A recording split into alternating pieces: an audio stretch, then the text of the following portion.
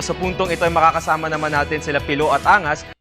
Pag-usapan natin ang Consumer Welfare Act sa ilalim ng Philippine Development Plan. Dito lamang yan sa PhilODP.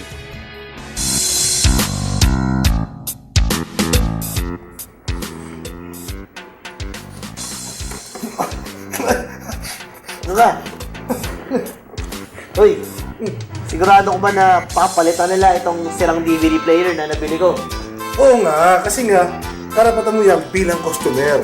Sayang naman yung Christmas bonus mo na ipambibili mo dyan kung hindi nila papalitan. Christmas bonus.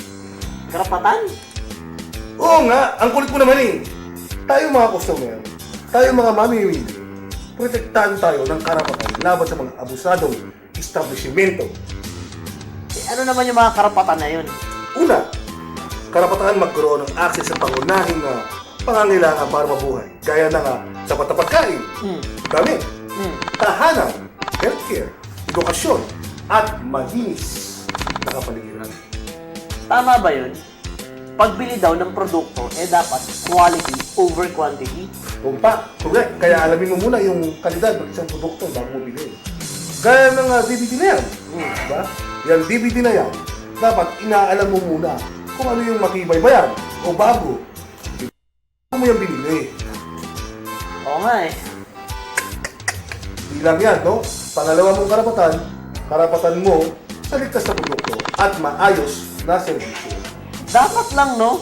Yung produkto na bibili natin, dapat ligtas. Yes. Hindi nakakasama sa kalusugan. Yes. Lalo na ngayong Pasko.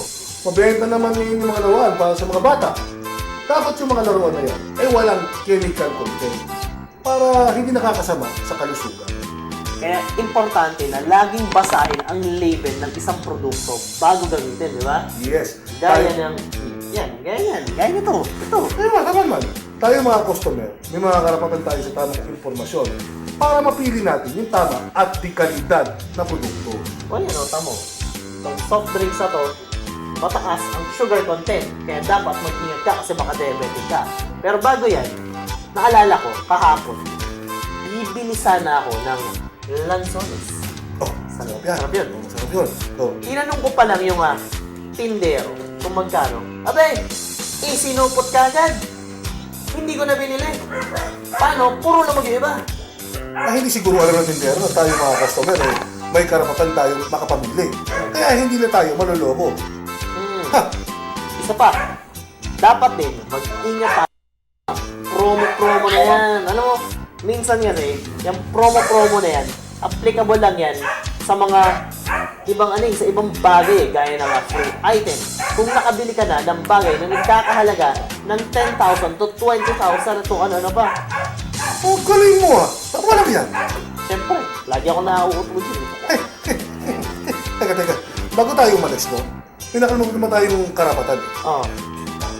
Ano ba yan? Ano? Okay. Tayo mga customer, may karapatan din tayong mag-represent sa public hearing. Para kapag gumawa ang gobyerno ng mga polisiya at batas, inapapahayag natin yung sides. Alam mo yun, yung mga dating mga mamimili. Oo nga naman. Ano, wala na ba? Tara na, baka magsakay. Dapat alam mo to. Oo. May karapatan ka mabayaran sa pinsalang natamo mo dahil sa pagbili ng produkto o di kaya sa palpak ng serbisyo. So kapag dinala ko itong DVD player na to sa bilihan ko, pwede nilang ibalik yung binayad ko? Pwede.